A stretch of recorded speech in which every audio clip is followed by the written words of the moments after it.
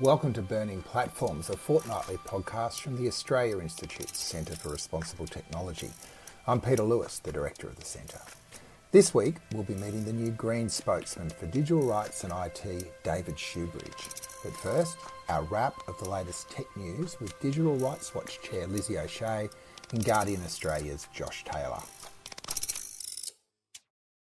Josh, it's been a big week of global political intrigue and tension. We've had Nancy Pelosi visiting Taiwan and China beginning their naval manoeuvres nearby. But the geopolitics has also been extending into the platform wars. And one of your colleagues in Guardian UK, Alex Hearn's been looking into a number of reports raising real concerns around the way TikTok may or may not be extracting data. You want to talk us through those findings and the provocation in Alex's work? Yeah, so a couple of weeks ago, there was an Internet 2.0 put out this joint Australian-US company that looked into sort of all the permissions and things that TikTok asks for, and stuff from like your calendar, your contacts, information about the device and things like that.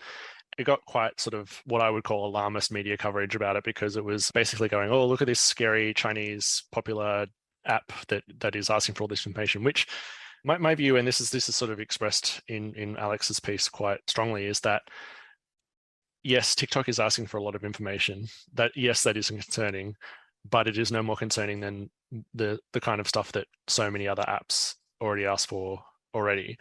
And the main thrust seems to be that you're getting politicians in US, UK, and Australia getting quite concerned about TikTok purely on the basis that it's quite a successful social media platform that also happens to be Chinese. You know, the questions that it raises around, you know, what's happening with user data and things like that. And you know, I'm all for caring about what happens with user data and user privacy and things like that. But to limit the discussion only to TikTok and only what the Chinese government may or may not be doing with it, I think is the wrong argument to be having on that. So that's basically what Alex's piece goes into. And we've seen a bit of it this week as well. You know, the Information Commissioner is looking into the response to that report and talking to TikTok about, you know, what sort of data it's collecting.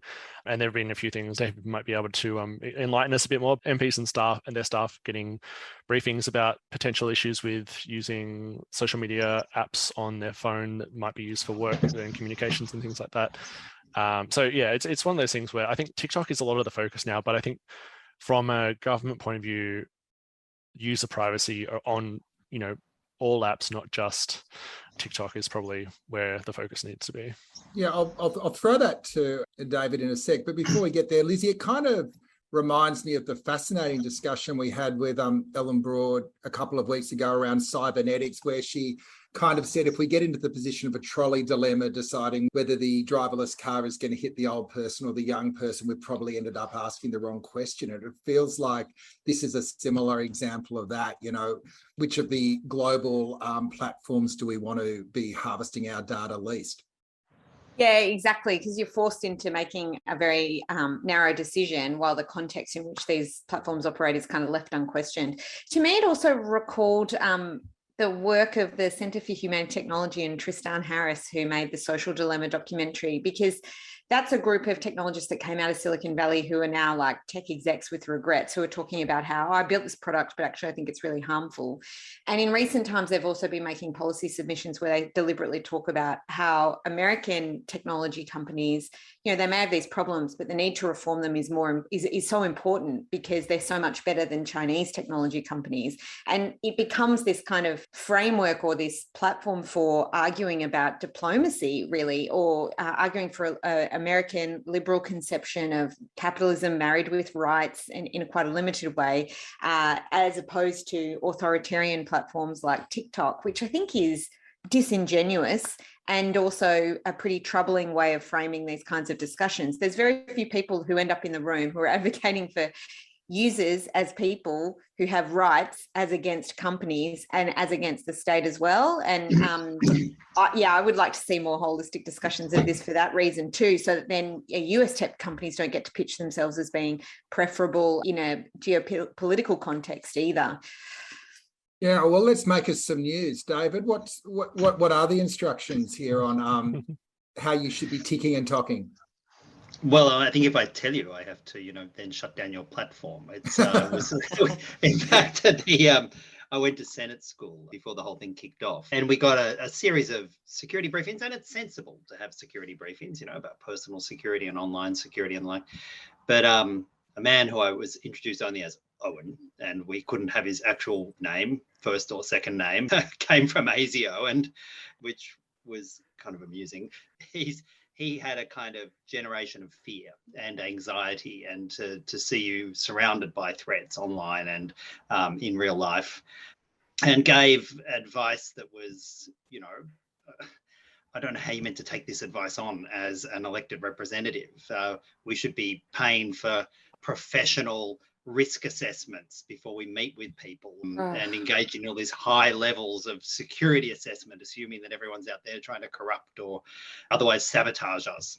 There were elements of it that were quite farcical, but I think, there are clearly people out there trying to subvert politicians. I think it's wrong to try and pretend there's no threats, but the nature of the advice I received was a kind of on the extreme anxiety level, which really has no connection with what you've got to do as a politician. So if we also, part of the advice we got was, well, you'll probably advertise you go to events, but you shouldn't tell people you're going to events, because if you tell people you're going to events on social media, then bad players will know where you are.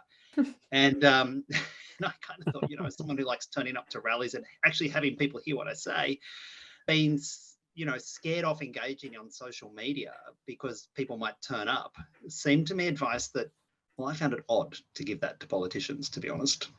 And on a personal level, are you TikToking? And what I guess more interestingly, which platforms do you feel are useful for you in terms of the work you're doing? Well, I think they're different uses, and they get to different people and different demographics. The one that I'm most comfortable using just casually throughout the day is probably Twitter, and that's kind of useful for going to some of the political class in some ways. It's got a broader audience than that, but it goes to journalists quite well, and it's rapid, and I'm comfortable with doing that with a lot of immediacy. Obviously, Facebook is important. Facebook gets to an older demographic as a general rule, but an important demographic. But, the area where my team is putting more effort into is definitely Instagram, and also, the generating some TikTok content that we largely put through the Australian Young Greens platform, which has a really good engagement. And in fact, we spent a fair bit of effort and resources on that in the election campaign. The Australian Greens TikTok, a lot of that generated by Young Greens, who were given resources and a bit of a free hand to generate content. And that ended up having really amazing levels of engagement. And it still has levels of engagement. So, I look at all of these platforms with a high degree of skepticism in terms of their ownership and their abuse and use of our data. And you're caught in this bind. You could take an absolute purity point and say, well, they've all got evil elements and therefore I won't engage, but you'd have a pretty quiet time. Well, as somebody who has sworn digital rights watch off Facebook, Lizzie O'Shea, let's talk about your issue today, which is around the way that the transition, I guess, from remote learning back to the classroom has not ended the surveillance of kids. Yeah, well, we were just joking before this started about Instagram's glasses. Josh has got a pair of glasses that he was putting on. Apparently, can record your life, and also this smart scarf by Manchester Football Club, Manchester City, I think, to track people, but fans' behaviour. And we were talking about the ubiquity of these devices and the associated surveillance. And one place where this is probably the most prevalent is actually in educational environments, and where people have almost no rights, which is children, to try and stop devices, technology coming into their educational environment and surveilling what they're up to.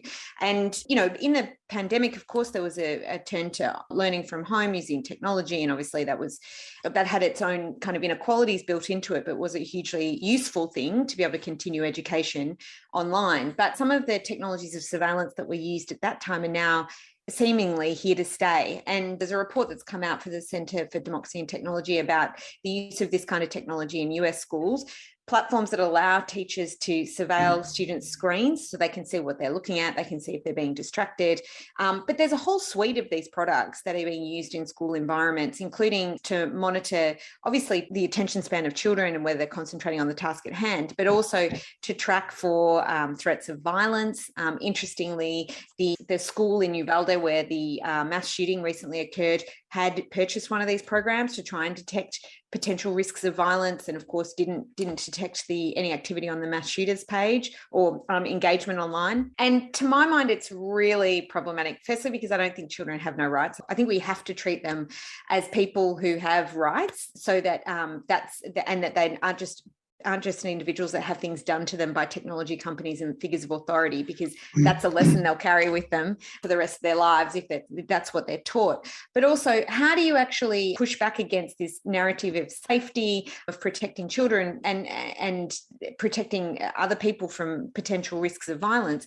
I think that's an interesting question. There are a couple of examples where, children might be looking up legitimate content, in post-road decision-making territory. We're looking at potentially kids looking up reproductive rights issues, perhaps accessing reproductive health services that might be prohibited by legislation, which is particularly troubling, or kids that aren't out to their parents who then end up being outed to their parents because that might be alerted, their parents may be alerted by a school who thinks that this is appropriate when it's not. And that's maybe some of the ways we start to talk about it, these examples of kids' privacy being violated and having real world consequences. But I think we sort of have to return to this idea that kids do have rights, and behavioral problems, those kinds of things, attention span problems probably have to be dealt with other than by these kinds of technology platforms. But I don't know, Pete, you're the parent of a teenage kid. You probably have a stronger view on this. I had an entire period where I was going, if there was only the perfect app to moderate, and you know what it is? It's actually spending time with the kids. So the other piece in here, though, Josh, which is interesting, is that it's not just kids. There's also a report in the Oz this week, a bunch of housemates in what I think was a share house, but maybe even a boarding house, discovered their landlord had installed a CCTV camera inside their home with no notice. It feels like, again, the people with the less power are being watched the most. Yeah, I think the way that they justified that was saying that, you only rent your room, the common areas are basically ours, and we're just doing this for security reasons, et cetera, et cetera. But that's, it's that power dynamic again. We're in a particularly tight rental market where landlords can kind of get away with much more than they otherwise would, because people are desperate for housing at the moment, affordable housing even more so. Yeah, this is probably sort of on the more extreme end of the spectrum, but I wouldn't be surprised if you see stuff like this. I saw a post floating around the other day, and it was a little bit old, but someone saying, "Oh, I've got solar panels on my rooftop. That means my tenant is getting cheaper electricity. Can I somehow charge them for that as well?" So, just stuff like that. I can see, people sort of using technology to try and find more ways of extracting more money or more control over tenants and things like that. The other thing I'd raise with the kids as well is like, when I was in school and internet filtering was coming up and stuff like that, kids would get around it like super quickly.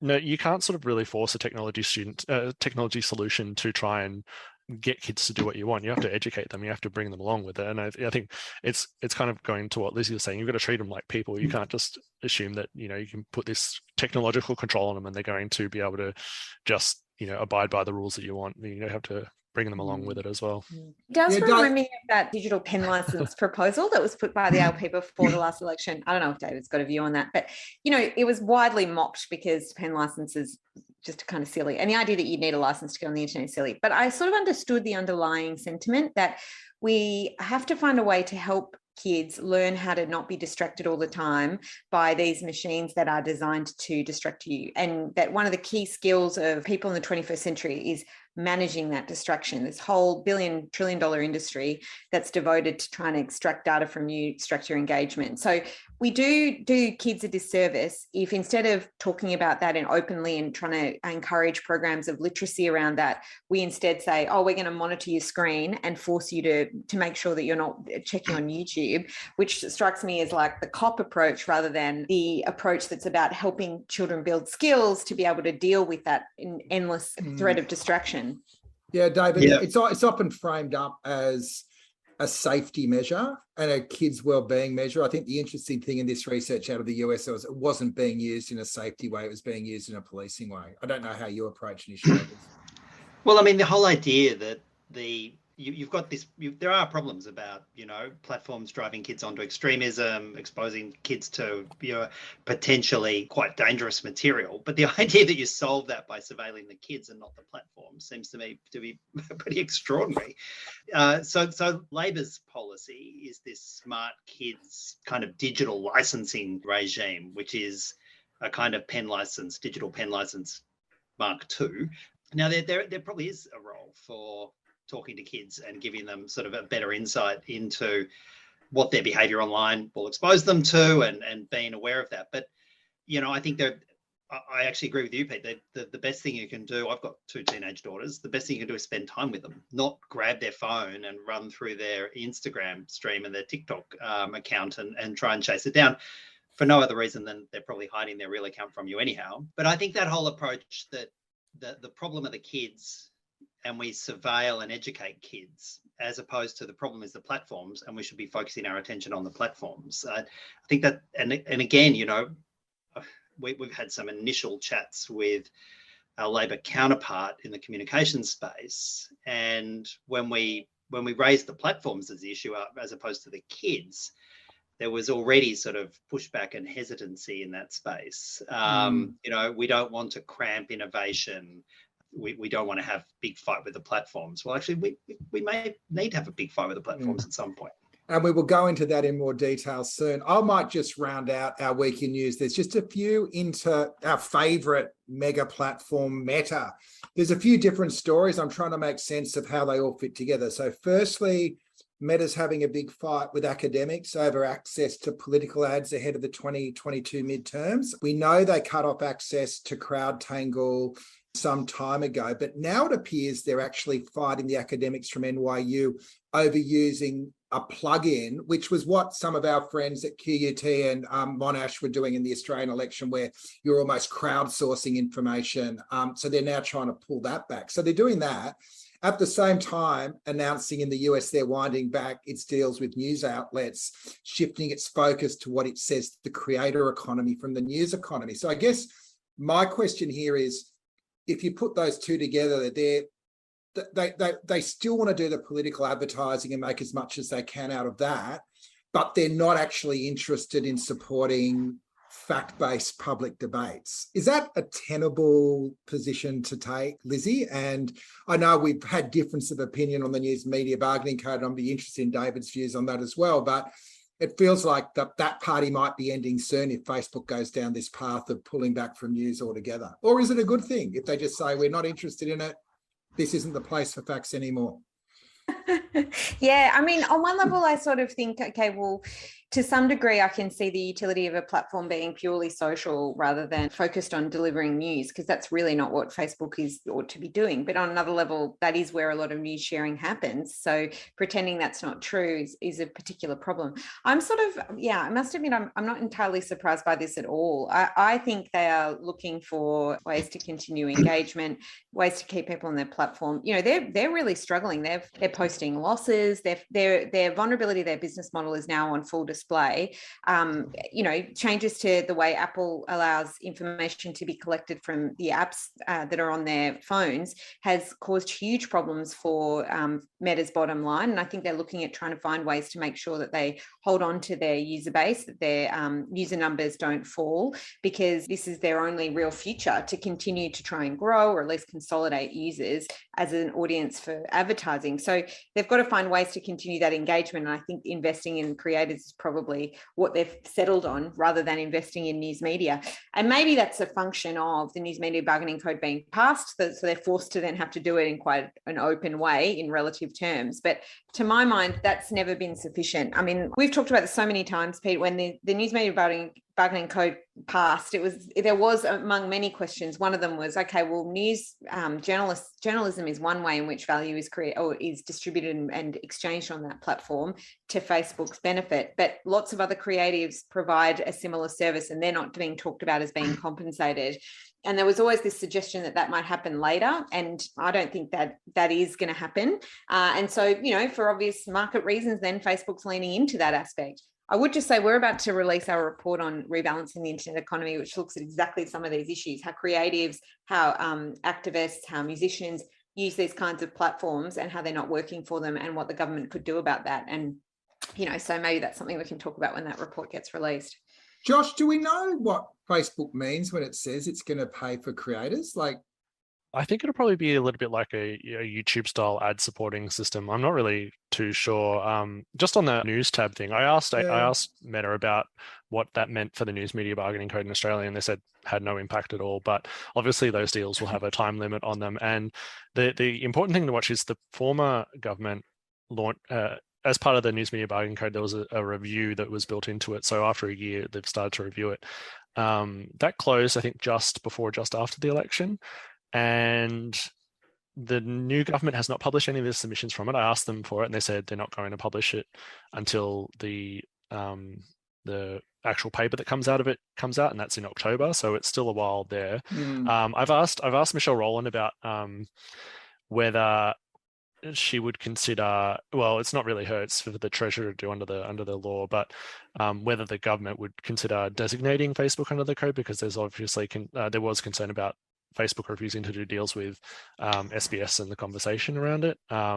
They wouldn't really say any one way or the other. They wouldn't talk about hypotheticals, but there seems to be somewhat of a reluctance there. But I guess we'll just have to wait and see. I think what Lizzie was saying is right, that Meta is going through quite a tumultuous time at the moment, and it's kind of scrambling around. And I think that's why they're doing stuff like the weird Instagram glasses and Oculus and things like that, because they want to.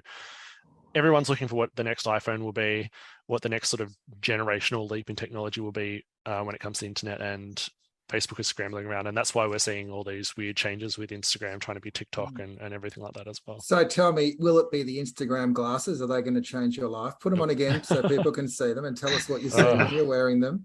Well, you don't actually see, like, they're just normal glasses. It's just they've got cameras in it, that's all. And like, but what do you mean they've got cameras in them? It's got lenses there. To what end? It connects to your phone via Bluetooth and then just like transports the images from there. Why can't you just use your phone? That's it. Because you don't have to hold it up. It saves you moving your hands. You still have to open your phone to like look at the photos that you've taken. It actually removes one step, which is seeing how apart from how you actually see it with your eyes, you can't actually see how the image is framed. You don't get a feed going down the. No. That's what have you been offered any of this booty yet, David? We'll be looking to see what turns up on your register of gifts over the next year. Oh, this is not a gift. This, by the way, this is just like a loaner. I'm going to give it back. Yeah.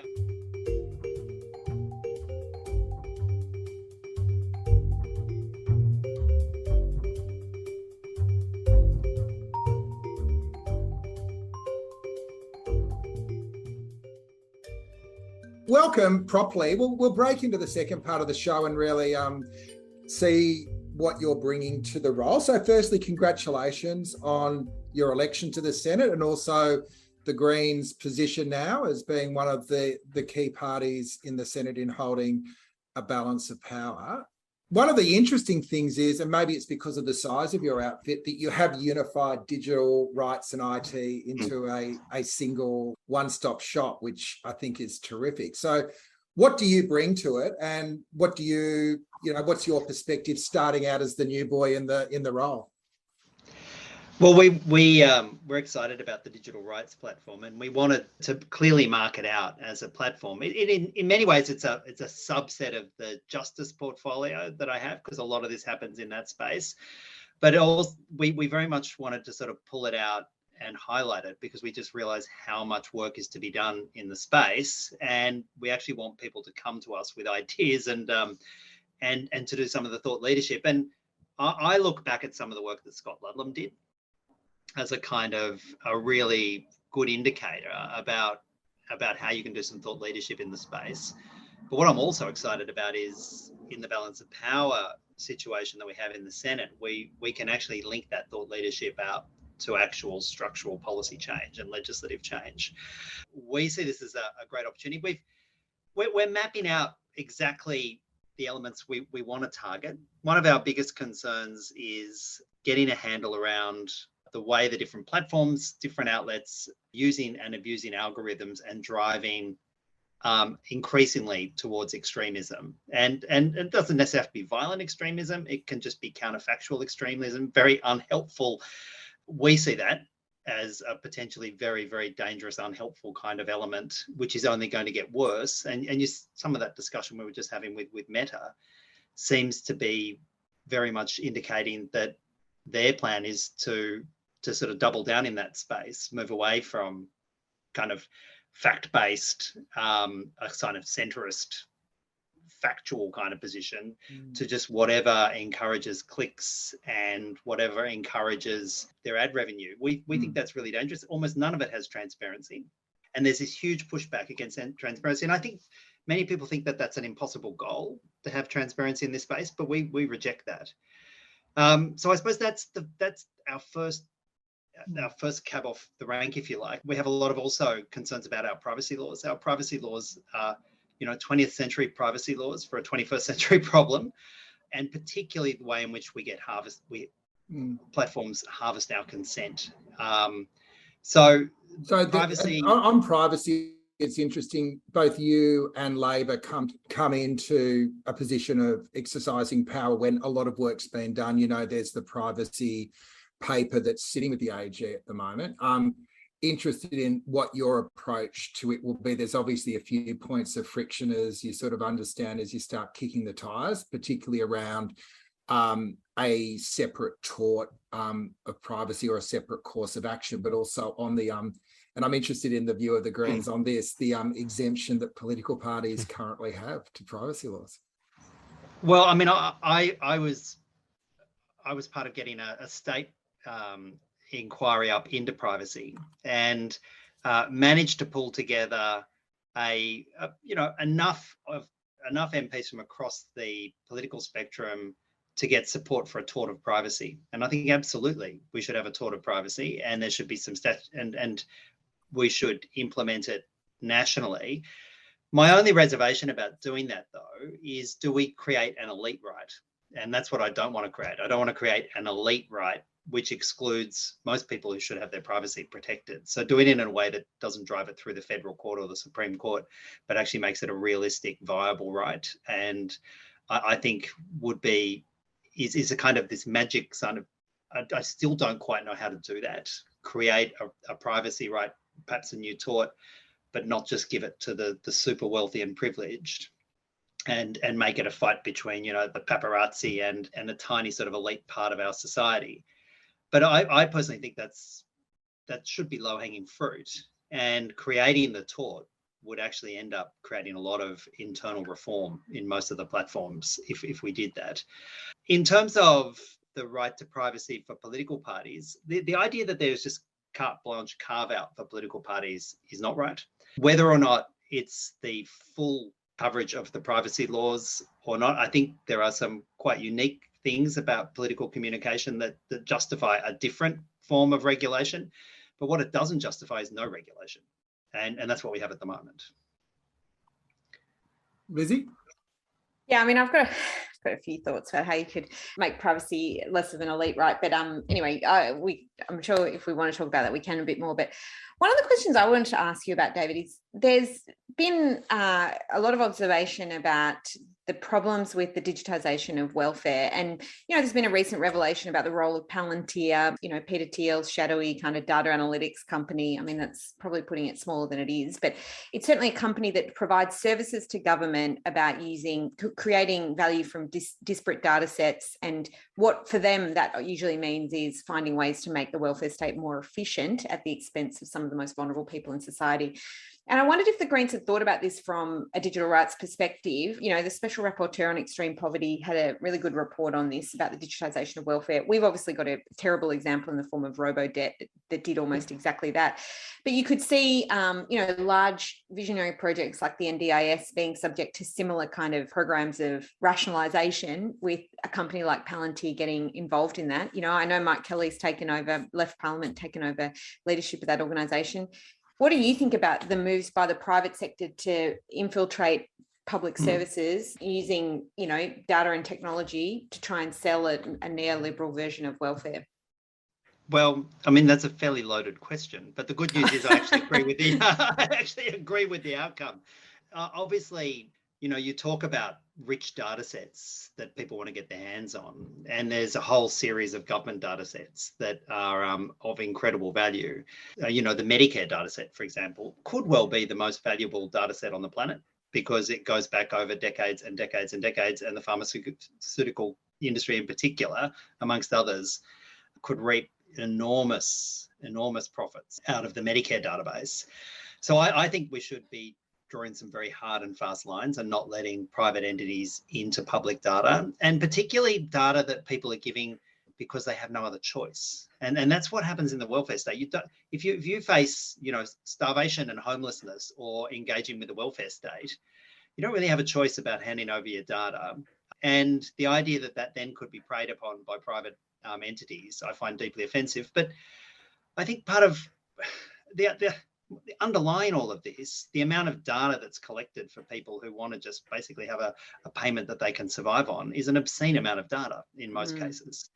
I mean, I would be greatly reducing the amount of data we're collecting about people, doing, stop policing the poor, which is largely what our welfare system does, and prevent a chunk of it at the source. The idea that people's weekly routines, their daily routines are being entered into a Commonwealth database in order for them to get a payment that, barely suffices to keep you alive, I find deeply offensive.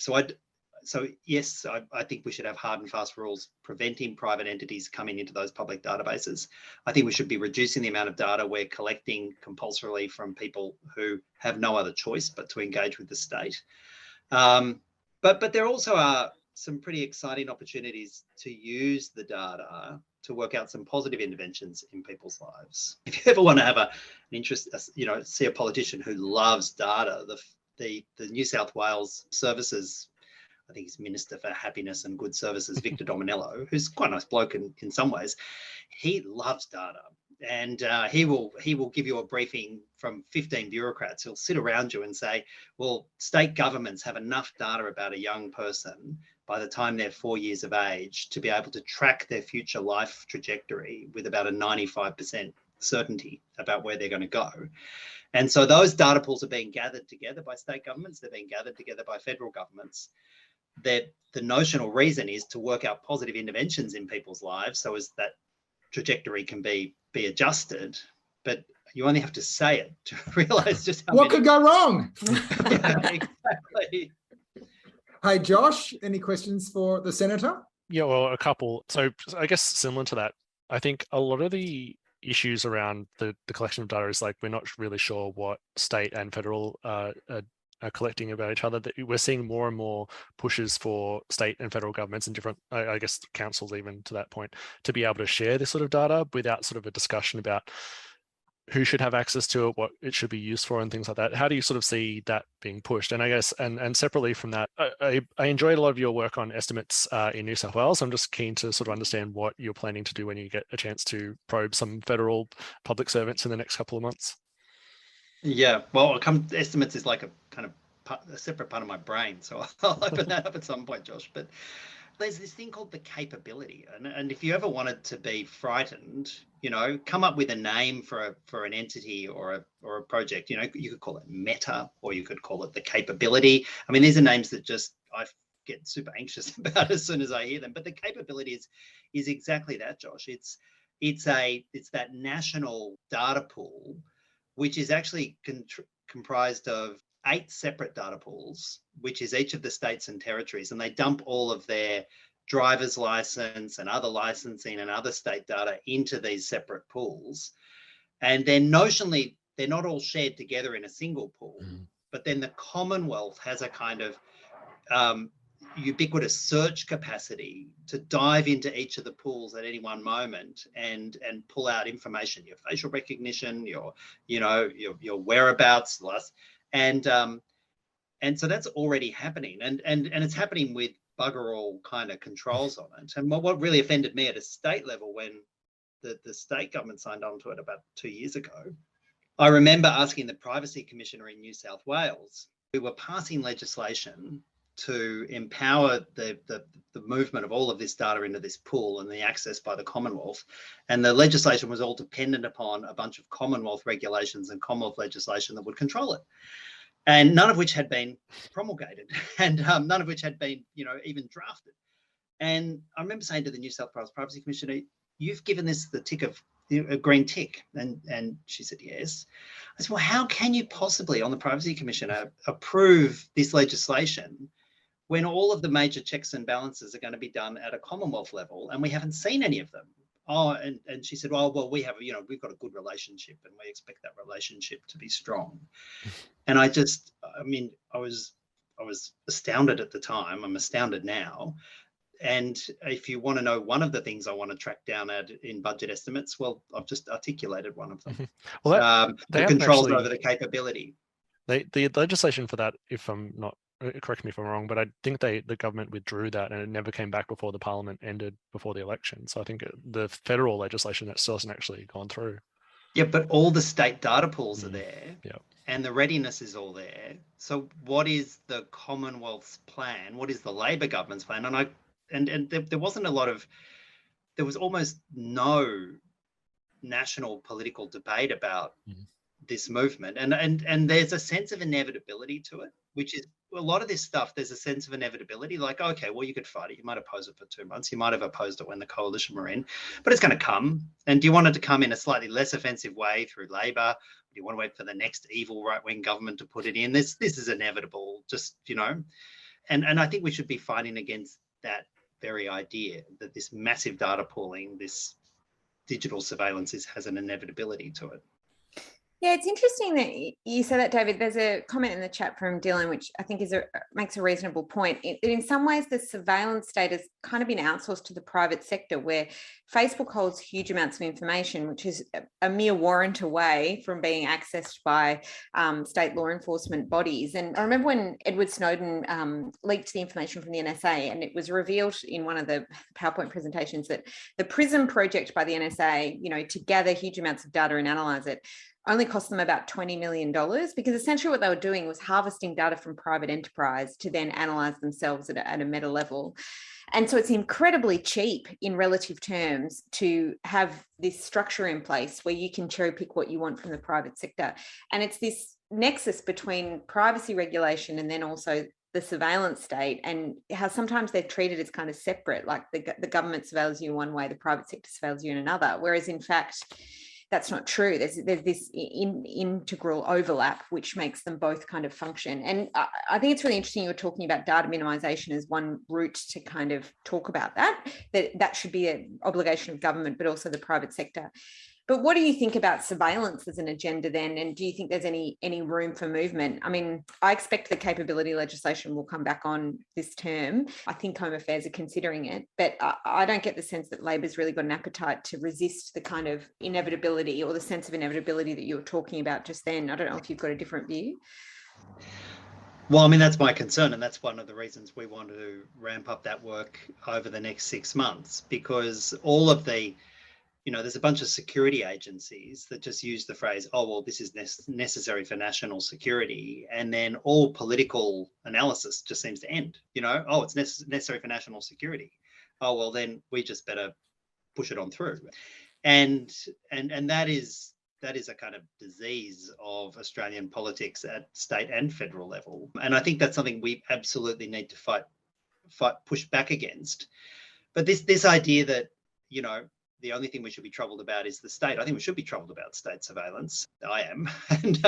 But I think we should be, equally, and in some ways, perhaps even more troubled by private surveillance, because there is not even a notional public interest behind any of this. It's all driven by profit. And in fact, there's a statutory obligation for it to be driven by profit. That's what the regime that corporations work within. It's reminding me of a line from a song that I can't remember the name of it. I think it might be "Call Me When You Land." Only advertisers know me is a kind of 2022 angst line that somehow catches in my brain. And we've got a new theme song here. That's good. but I do, but again, we face this idea that, you know, this minimalist role of the state, that we shouldn't be out there. There isn't a role for the state to be out there actually regulating, actually controlling, actually prohibiting a whole bunch of this conduct. I mean, how could it possibly be that it's some kind of self-restraint that stops Woolworths using facial recognition on us? And that self-restraint is only because they've done an analysis that realizes actually the shaming and the potential pushback from customers is potentially worse to our profit line than aggressively proceeding with facial recognition. That's not the test. Well, it shouldn't be the test. It's really interesting discussion in the context of really Labor's first big tech engagement was the Minister for Industry and Science, Ed Husic, launching the Getting to 1.2 Million Jobs report for the new Tech Council of Australia. And it strikes me that the other counterweight in this debate is, we're going to make 1 million new jobs, and the only thing standing in the way of all those new jobs is government regulation and government support for industry. And I think it's really interesting to think through where the role of social license for the tech sector fits in as well, because, you know, tech can do amazing things. We're using it now, but there are so many of the business models are tied up with things that are being shown to have negative side effects and consequences. So I don't know what you bring to that. I'm assuming with the Greens will be a little bit more skeptical of the industry narratives than Labor, Dave?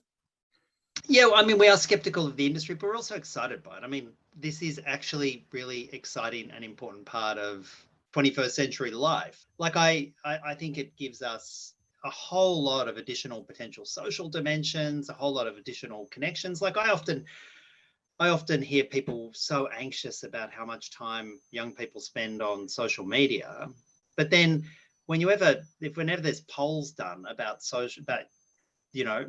anyone under 30's kind of social values, they're the most empathetic, engaged, connected generation that we've ever produced. So there's an extraordinary potential benefit from it.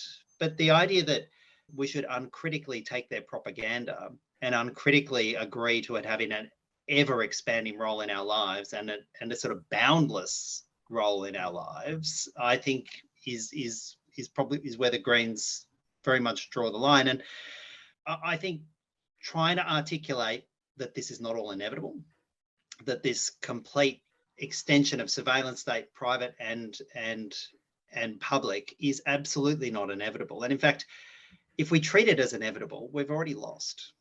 So I don't pretend I have all the answers sitting here now. I've really brought some really good people on my team who going through the process of educating Senator Shoebridge in some of this space, which is actually really an important part of the next few months of my work in this space.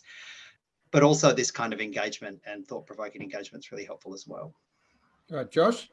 Yeah, it's one of those things where I was quite heartened by the fact that the pushback on Bunnings and Kmart kind of made them withdraw a little bit. But I think a lot of these things could just be resolved by sort of a tort of privacy, essentially. But yeah, to David's earlier point about need to make sure it's done in a way that doesn't sort of disadvantage people who don't have access to the courts or anything like that. One thing that I thought maybe will work out, it came out of I think the Productivity Commissioner's sort of right to repair report. They were talking about in that report about the potential for the ACCC to essentially run cases on the behalf of consumers where there had been, sufficient issues with a device not being able to be repaired in warranty and things like that. You could probably apply that to some degree to some issues with privacy. If you've got enough people having an issue with Facebook, you could get someone to run a case like that anyway, maybe something along those lines. Well, what about a privacy commissioner with an actual privacy commission and an actual interest? And a budget. State or federal. And a budget. But also an interest. And willing to call out the government of the day and willing to actually critique some of this stuff. Because the last time I saw a sensible critique from a privacy commissioner was probably about 8 years ago. A sort of kind of systemic, continued, critique from a privacy commissioner. Increasingly, the privacy commissioners see them as making this inevitable attack on our privacies slightly less offensive, with a couple of protocols between government agencies about how the data will be shared. I mean, I do think that the current, the Office of the Information Commissioner federally, like they made a fine decision about, the scraping of image data for Clearview AI, but there's almost no consequences that flow from that when the company just carries on doing what it's doing when it's not headquartered in Australia. So to some degree, I agree with you, but I mean, I think they don't have resources. They're facing a funding cliff. I'm sure you'll be working with the current government to try and address that potentially. I mean, I would put a picture in my other hat as well as a class actions lawyer. And I do think there is a role for class actions to play to address mass harms, especially when those harms are quite small in isolation, but generate considerable profit for companies at a mass scale. And I do wonder whether there's a role for private enforcement, much in the same way that the ACCC regulates or enforces the Competition and Consumer Act. We also rely on people suing directors when they've done the wrong thing, and our super funds are at risk of that. For transparency in the marketplace, you also rely on private enforcement to do that. So I think there's other mechanisms in place that will facilitate that, partly because the harm tends to be a little difficult to articulate. Like when your data is being mined, you don't necessarily know what that harm might be at that instant. And also the harm really isn't experienced by you, it's experienced as a collective, as part of a cohort of people, which is, that data is then sold on and used for different purposes. So there's something I think that we need to look at about how to make this a collective right rather than an individual one alone. Well, I 100% agree with you. Look, I've still got my ticket as a barrister. I'm all for enforcing rights. Don't you worry about it. And a right without a remedy is actually no right at all. So there actually does need to be a remedy attached to this. And one of the benefits of a tort, is that you do get a couple of lead cases, and those lead cases can change broader practice. So that is one of the benefits of a tort.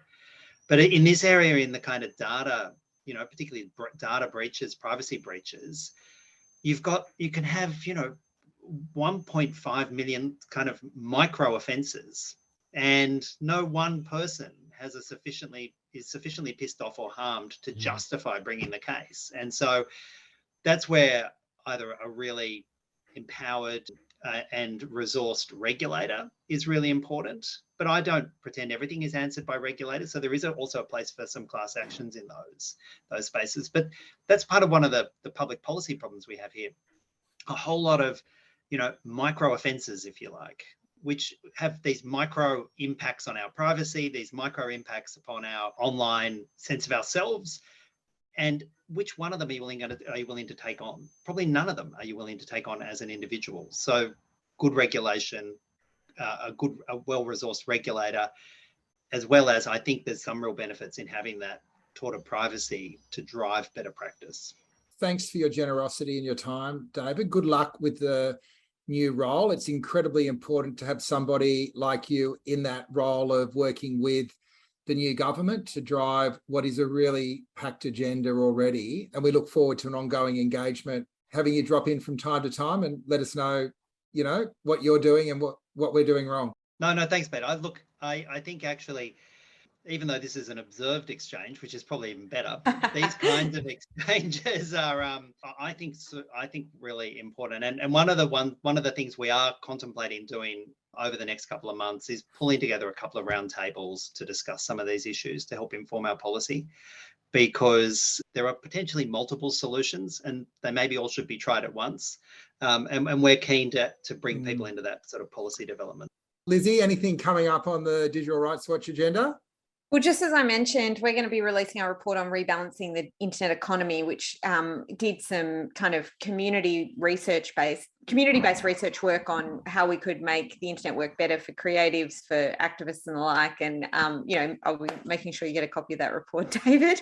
But it'll be launched in coming weeks. And it's a culmination of 18 months of work on this in the shadow of the News Media Bargaining Code, looking at how these platforms dominate content creation and how we could do better. So, yeah, if you're on our email list, if you keep an eye out for an invitation to that launch. And if you're not, feel free to join it.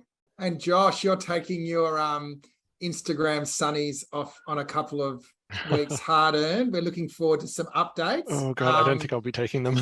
Yeah. Too expensive if you lose them, eh?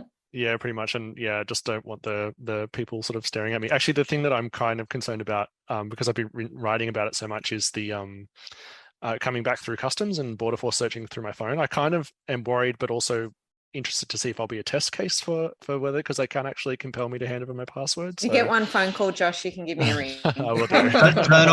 Turn off your facial recognition too, Josh. Yep, That's yep. my advice to people at protests when they're confronting the police. Turn off your facial recognition before you go across.